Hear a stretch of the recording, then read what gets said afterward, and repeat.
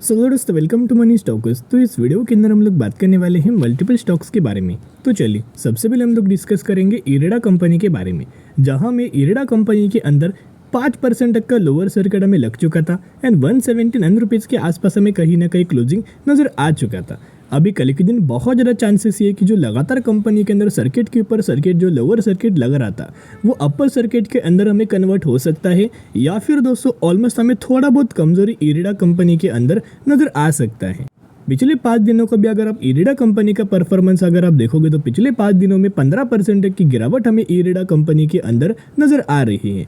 अगर आप इतने सारे गवर्नमेंट ओन कंपनीज का परफॉर्मेंस देखोगे, इतने सारे गवर्नमेंट सेक्टर से कंपनीज बिलोंग करता है ना, या फिर रेलवे सेक्टर को कंपनीज को नोट करना, जिस कंपनी के अंदर लगातार आपको तेजी के ऊपर तेजी रैली के ऊपर रैली आ रहा था, उन सारी कंपनीज के अंदर हमें गिरावट के अंदर या फिर हमें कुछ सर्किट्स के अंदर हमें क्लोज होते हुए नजर आ रहा है। ये हुआ है एक वजह से, क्योंकि जिन लोगों को बहुत ही कम समय के अंदर 40% तक का रिटर्न, 70% तक का रिटर्न, 100% तक का रिटर्न हमें मिल रहा है ना, उनके द्वारा हमें प्रॉफिट बुकिंग नज़र आ रही है एंड कई सारे कंपनीज के अंदर हमें इवेंट्स नज़र आ रहे हैं, राइट। तो इरेडा कंपनी के अंदर ऐसा क्या होगा जिस वजह से कंपनी के अंदर हमें थोड़ी बहुत कमजोरी नज़र आ सकती है, या फिर एक तेज़ी हमें इरेडा कंपनी के अंदर नोट की जा सकती है। तो चलिए सबसे पहले हम बात करेंगे अपडेट्स के बारे में। एक एक करके अपडेट्स के बारे में हम लोग कवर अप करना चाहेंगे।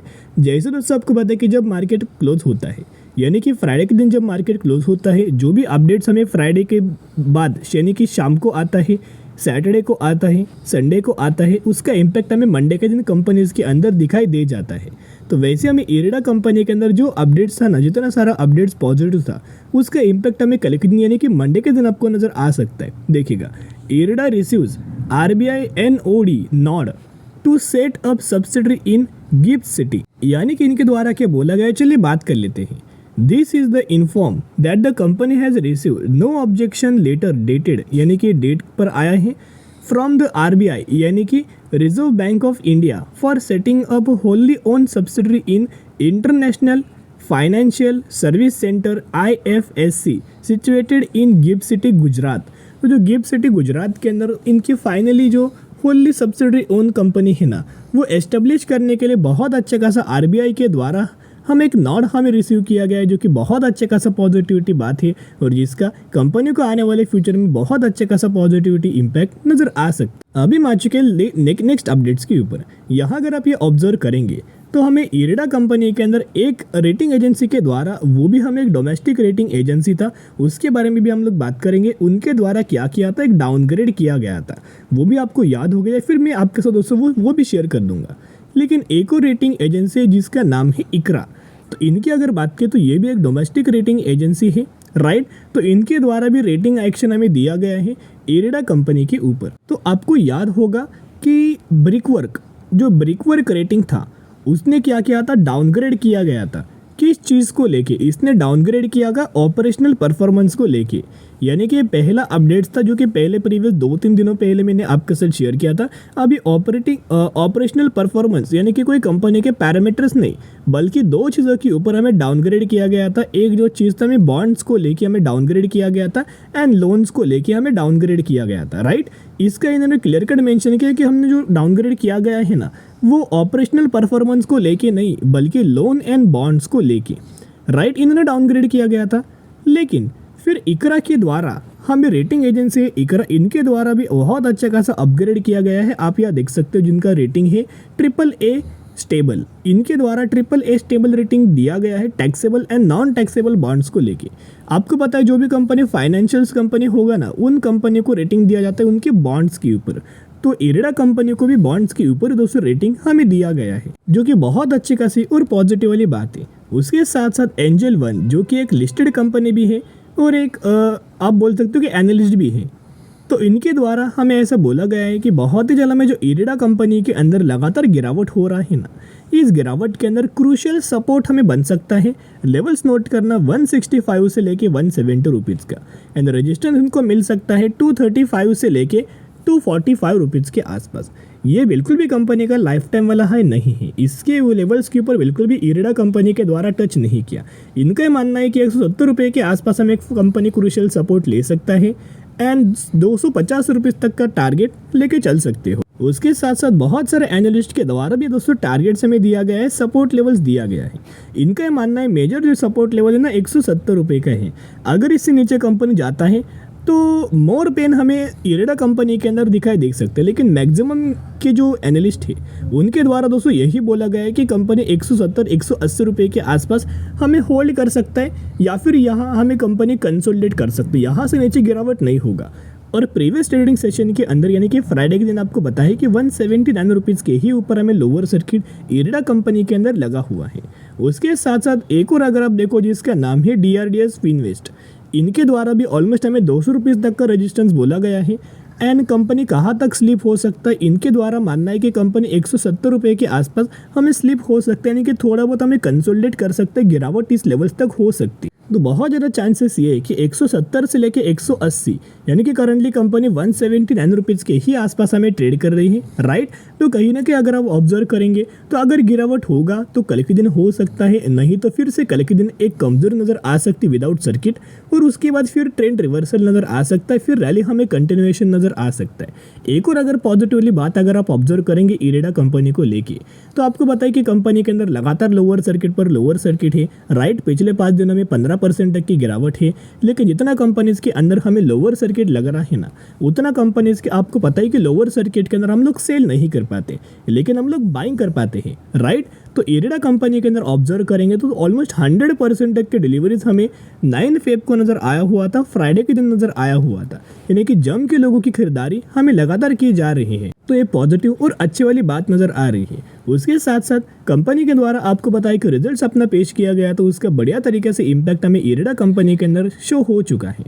कंपनी के द्वारा मार्केट का जो एस्टिमेट्स था वो बहुत अच्छा खासा फुलफिल हमें कंपनी के द्वारा हमें किया गया है। तो चलिए अभी हम आ चुके हैं टेक्निकल चार्ट पैटर्न्स के ऊपर। यहाँ अगर आप ऑब्जर्व करेंगे तो जो येलो लाइन इंडिकेट्स क्या करता है 50 दिन का मूविंग एवरेज, और ग्रे लाइन इंडिकेट्स क्या करता है 200 दिन का मूविंग एवरेज। तो जब जब भी कंपनी इस मूविंग एवरेज के आसपास आएगा ना, तभी तभी कंपनी सपोर्ट लेगा। तो अभी कंपनी ऑलमोस्ट हमें 179 रुपीज़ के आसपास ट्रेड कर रहा है। ये जो आपको 50 दिन का जो मूविंग एवरेज जो आपको दिखाई दे रहा है ना, ये लेवल से 139 रुपीज़ का, एंड जो 200 दिन का मूविंग एवरेज जो आपको नोट किया जा रहा है 85 रुपीज़ के आसपास। तो कहीं ना कहीं अगर आप देखोगे अभी भी कंपनी मूविंग एवरेज से बहुत ही ज़्यादा दूर है, बहुत ज़्यादा डिफरेंस हमें नज़र आ रहा है।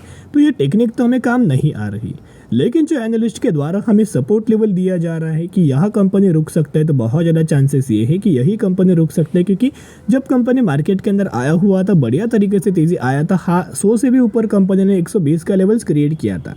फिर एनालिस्ट का मानना था कि कंपनी 96-97 रुपीज़ के आसपास आ सकता है, और कंपनी 98 रुपीज़ से लगातार कंपनी के अंदर तेज़ी आना स्टार्ट हो।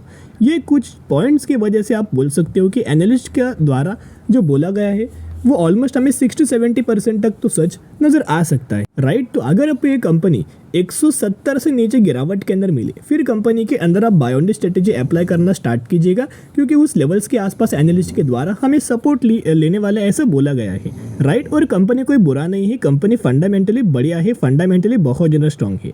और जो रिन्यूएबल एनर्जी से कंपनी बिलोंग करता है, NBFC कैटेगरी से बिलोंग करता है, लेकिन रिन्यूएबल एनर्जी इसके अंदर हमें इरेडा कंपनी का बिजनेस है, राइट। तो कहीं ना कहीं अगर आप देखोगे जो प्रधानमंत्री सूर्योदय योजना है ना, उसके अंतर्गत भी हमें इरेडा कंपनियों को बेनिफिट मिलने वाला है, और 1 करोड़ घरों के ऊपर जो सोलर रूफटॉप लगाने वाले हैं उस चीज़ों के ऊपर भी इरेडा कंपनी को बेनिफिट मिलने वाला है। चलिए अभी हम बात करने वाले हैं RVNL कंपनी के बारे में, जो पिछले ट्रेडिंग सेशन के अंदर 8% तक की गिरते हुई दिखाई दे रही है, एंड 259 रुपीज़ के आसपास हमें RVNL कंपनी की क्लोजिंग नजर आ रही है। पिछले 1 महीने में कंपनी के अंदर भी ऑब्जर्व करेंगे बहुत ज़्यादा कंपनी के अंदर तेजी आ रहा था, जिस वजह से अभी हमें करेक्शन नज़र आ रहा है, जो कि 16% के आसपास हमें RVNL कंपनी ऑलरेडी हमें करेक्ट हो चुका है।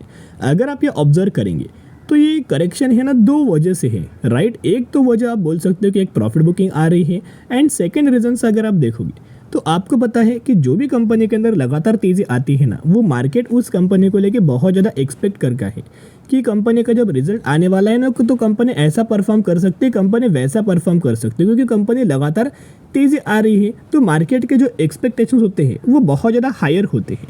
अगर मार्केट के एक्सपेक्टेशंस को रिजल्ट्स के अंदर कंपनी फुलफिल करता है तो कंपनी बढ़िया तरीके से रिएक्ट करता है, राइट। अगर ये फुलफिल नहीं होता तो तो वो कंपनी के अंदर गिरावट वाला सिनेरियो दिख जाता है। और आर्वेनल कंपनी के द्वारा रिजल्ट कैसा परफॉर्म किया आप सभी को पता है, जहां कंपनी का प्रॉफिट 6% तक का डाउन हुआ है और कंपनी के रेवेन्यूज भी 6% तक का ड्रॉप नजर आया हुआ है, जिस वजह से बहुत ज़्यादा चांसेस ये है कि कल के दिन यानी कि मंडे के दिन हमें आर्वेनल कंपनी के अंदर एक गिरावट नज़र आ सकती है।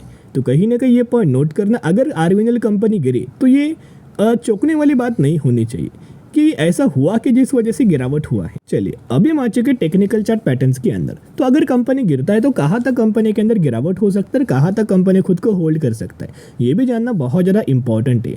अगर आप ये ऑब्जर्व करेंगे, जो कंपनी का मैंने मूविंग एवरेज वाला चार्ट ओपन किया है, यहाँ भी अगर आप ऑब्जर्व करेंगे तो ये ईजी टू रीड चार्ट है, राइट। यहाँ जो येलो लाइन इंडिकेट्स क्या करता है 50 दिन का मूविंग एवरेज और ग्रीन लाइन इंडिकेट्स क्या करता है 200 दिन का मूविंग एवरेज। तो यहाँ आप दोस्तों ऑब्जर्व करने के बाद आपको क्या समझ में आ रहा है कि जब भी कंपनी के अंदर तेजी आता है, मूविंग एवरेज के आसपास कंपनी आएगा और उसी लेवल्स पर लगातार कंपनी सपोर्ट लेगा, फिर कंपनी के अंदर तेजी आएगा, फिर कंपनी मूविंग एवरेज के ऊपर आएगा, फिर कंपनी मल्टीपल वे में सपोर्ट लेगा, फिर कंपनी के अंदर तेजी आएगा। अभी कंपनी के अंदर गिरावट आ रही है, अभी हो क्या सकता है, अभी कंपनी मूविंग एवरेज के आसपास आ सकता है, मल्टीपल वे में कंपनी के अंदर सपोर्ट हमें दिख सकता है। अभी कंपनी ने रिजल्ट बुरा परफॉर्म किया तो यही लेवल्स के आसपास हमें आर्वेनल कंपनी खुद को होल्ड करने की कोशिश कर सकता है और बाद में कंपनी के अंदर फिर तेजी नजर आ सकता है, राइट। तो जब भी कंपनी मूविंग एवरेज के आसपास आएगा तभी कंपनी को खरीदारी करने की कोशिश करना। कोई बुरा कंपनी नहीं है, कंपनी बढ़िया है। जितना रेलवे सेक्टर के अंदर इन्वेस्ट किया गया उसका बहुत अच्छा खासा फायदा हमें आर्वेनल कंपनी को होगा, क्योंकि आर्वेनल कंस्ट्रक्शन के अंदर भी काम करता है, इलेक्ट्रिफिकेशन के अंदर भी काम करता है एंड ब्रिजेस भी कंपनी मैन्युफैक्चरिंग करता है, राइट। चलिए अभी हम बात करने वाले हैं अगली कंपनी के बारे में जिसका नाम है ओके प्ले।